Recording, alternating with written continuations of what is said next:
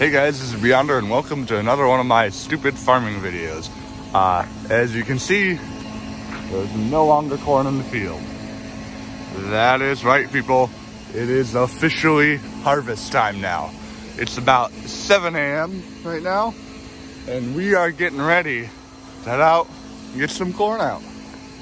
So yeah, I'm gonna have one or two videos here. This is gonna be how everything works.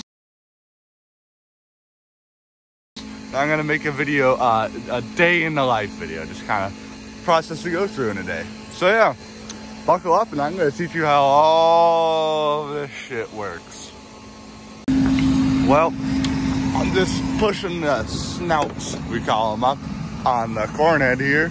So that way, when we head down the road, we don't tactically remove any mailboxes. So just getting ready to roll out.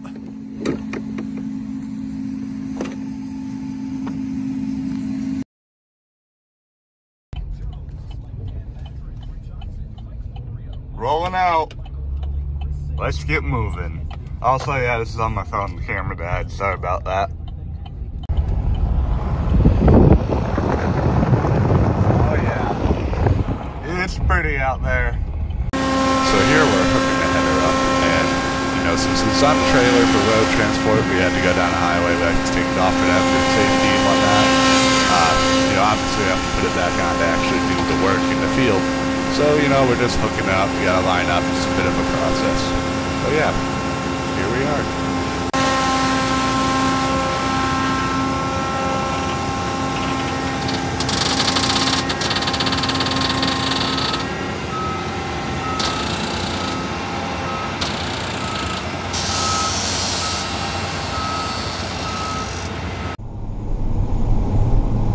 Alright, it's been a couple hours, like 2-3 hours here since we rolled in. We're making good progress. I think I want to say we got like four or five loads out, maybe something like that. Anyway, I'm just going to show you kind of what I'm doing while I'm in here.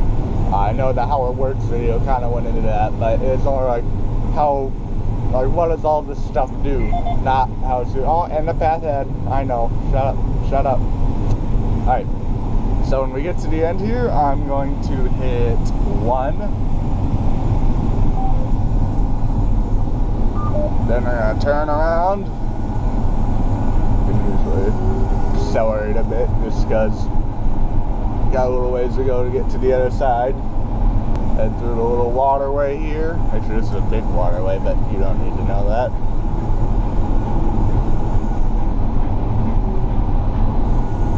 Slow down. Hit 2. Hit 2 again. And our auto steer is on. Now we get back up to speed. Right around 5.4 to 5.6 we're running. So yeah, pretty simple. Alright, however, picking corn isn't just fun and games. You know, we're not just turning around, watching the corn go through, dumping on the cart. We got other shit to do. So, while we're waiting for the cart here, I'll get out and show ya. There we go. So one thing we're doing a lot of is checking for losses. So that's basically when there's corn on the ground instead of in the tank there. So there are 2 main points that we, unless we got shit broken, that we can have losses. That's at the header and out the back of the combine. So the header is, like I said, header loss is generally like if you have an ear coming into the deck plates there and you throw it. See how it shattered? I don't know if you did because I wasn't holding the camera good. But basically, when it hits the deck plates, it can shatter and fall on the ground. We don't want that. Look in here. If you look on the ground right here, you can see the ground, there's a few. 3 right there. So yeah, we're trying to minimize that. And the cart's coming. Anyway, as I was saying before, I was rudely interrupted by the grain cart doing his job. Basically, header loss comes from shatter mostly, although sometimes you can have those deck plates too far apart and an ear will just go straight through. But, you know, that's pretty easy to fix. The main way we solved header loss is by slowing down the rotation speed of the head in the cab. There are some cons to that, though. The main one being if the header is not moving as fast, you can't drive as fast. It means you can't knock as many acres out. So, you know, it's a compromise you have to make. So the other place we can do it, we can have losses, is in the back here. There's a number of ways that can happen. One way is if you have your sieves too far closed, so it just shakes all the, like a bunch of grain out with the material, the chaff and all that shit. Another way is if you have your cleaning fan up too high. Cleaning fan is a big fan that blows a bunch of air up from under the sieves to blow stuff out. And if you have that too high, it'll take some kernels with it. So, the main way, basically you can just, it's always something you want to keep an eye on. Put it that way. And while we're back here, we might as well take a look at the ground, see how everything's doing. So I look at the header and the back separate, just so you can see where more of our problem is. 1, 2, 3, 4, 5. 5 in about a 2x2 square foot area. It's not bad. Not bad at all. I will take it. But a lot of you are probably thinking, Beyonder, why in the hell does it matter if you got a few kernels just chilling on the ground? Well, friends, that kernels may look small now, but it adds up very quickly. Now, you're probably wondering how the hell a few kernels can add up to so damn much. So, let's calculate how much those few kernels would actually amount to. So let's say you have 5 kernels within the average square foot on the ground out back of the combine. Well, but there are 43,560 square feet to an acre. So if you multiply those, you get 217,800 kernels of corn in an acre on the ground, just chilling there.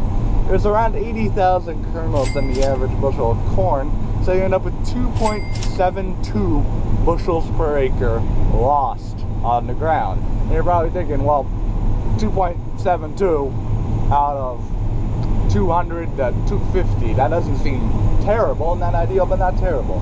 Well, over 1,000 acres, that is 2,720 bushels.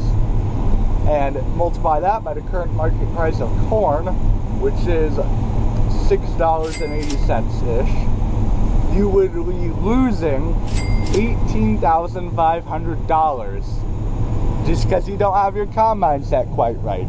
Over 1,000 acres, you'd lose $18,500. And that is why we set our combine. That's why we're so particular. Every kernel counts. So another thing we're looking for, besides our losses, is our grain sample. Shut this up. Oh, Jesus. But another thing we're looking at is our grain sample. And there's a few things you want to look at for that. The big thing is how clean is it? So you want just corn. Ideally, actually, you know, sample door, we're going to do it the real way. See, we don't really, the sample door is cool and all, but not quite perfect. So, you can see, we don't have a lot of material in here. So like that, ideally that wouldn't be there.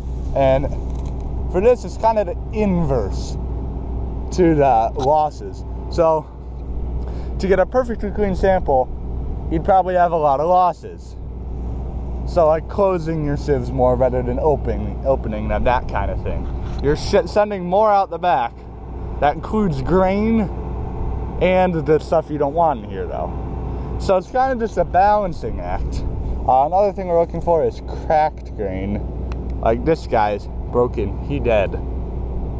So that can be adjusted, like rotor speed, how tight the concaves are. We obviously want our grain intact and in good condition, you know? just a big balancing act. Parkour down, cause grain cart's coming. So yeah, our grain sample, there's not really much to do on that. It's pretty nailed down. The season's been going for a while at this point, so same with the losses. We have our settings pretty well dialed into where we want them, so there's not a ton I can demonstrate for you, but you know, it's always good to check. So as you saw, the concaves are a bit loose, so I'm gonna go change that from 35 to 33.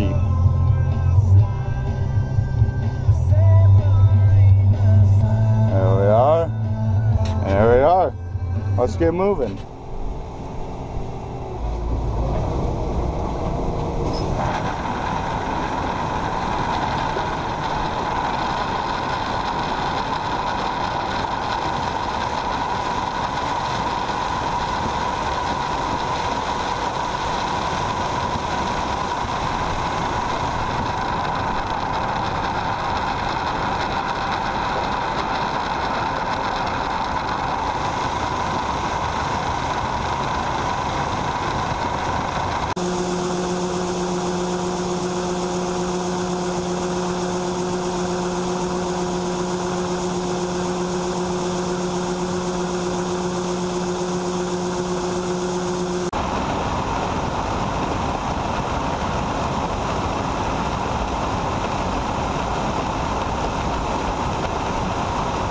Alright guys, so we finished the field and now we're gonna get ready to roll out. So, there's a few things we gotta do first. Number one, I'm gonna shift into third gear, and that's gonna let us go fast down the road, or as fast as you can go in a combine.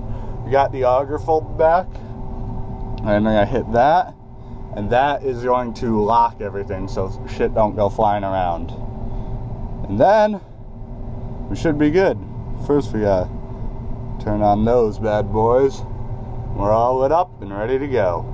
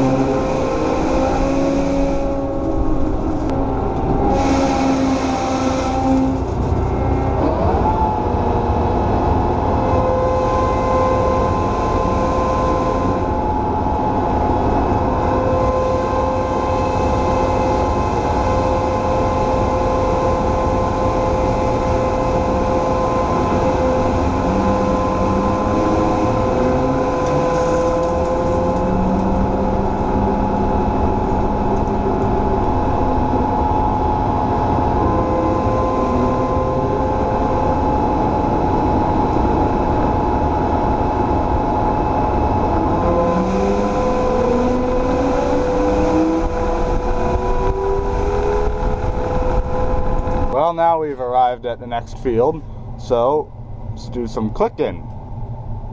So JK 126 here, that is where we are headed. And that we got our field selected, so it knows where the hell we are on the planet. It knows what lines to follow, all of that shit. Resume work, so that's gonna, you know, that auto path. Alright, that actually tracks exactly where the planter went, so we can follow the rows perfectly.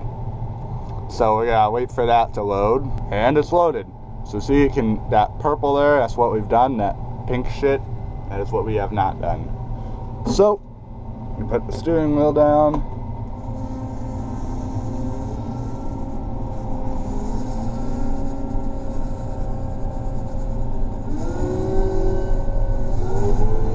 Let's head down to where we left off. We got rained out of this field a few days ago, and the other field we were in was a little drier, dried out faster, didn't get as much rain, so we just decided to head over here quick, you know, across the waterway here. Sometimes these get a little bumpy, and down we go.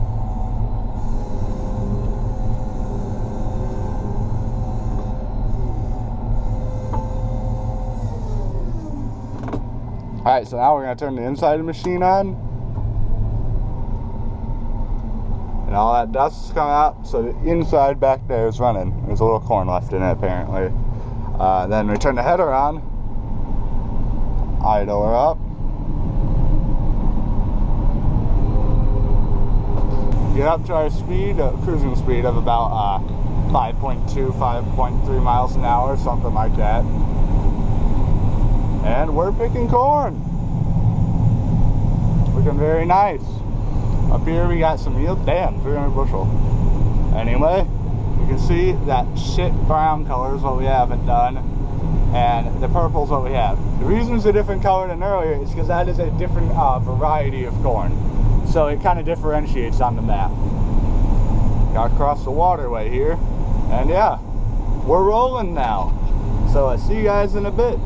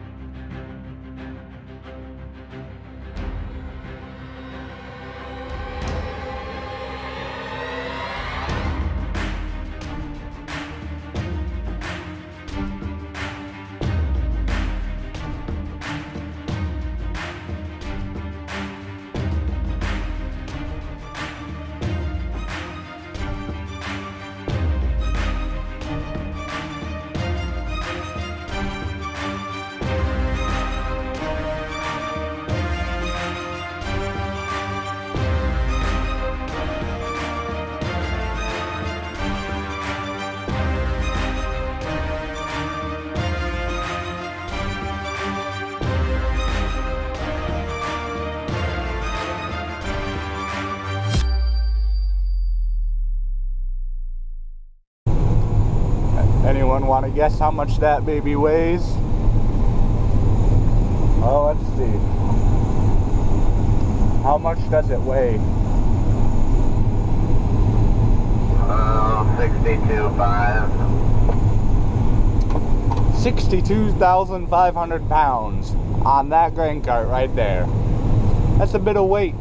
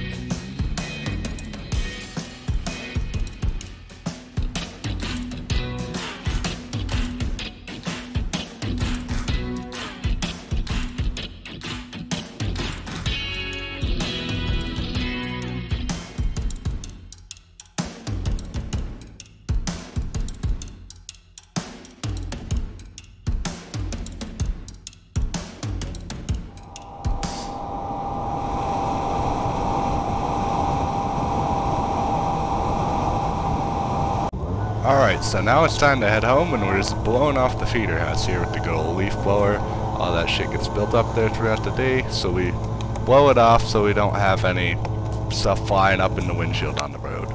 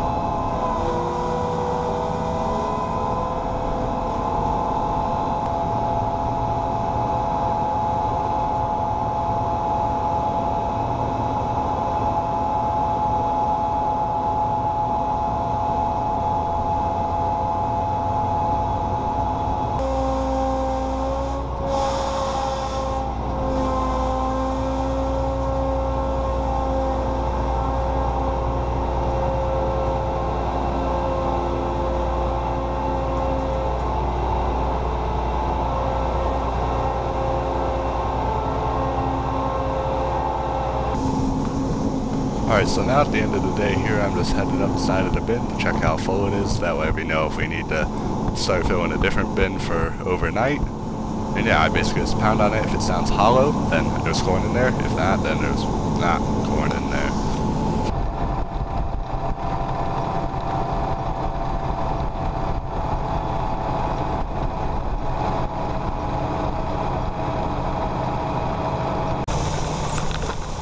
And to wrap up the day here, and then to put the video and the day in the video, we are gonna go and do some ripping.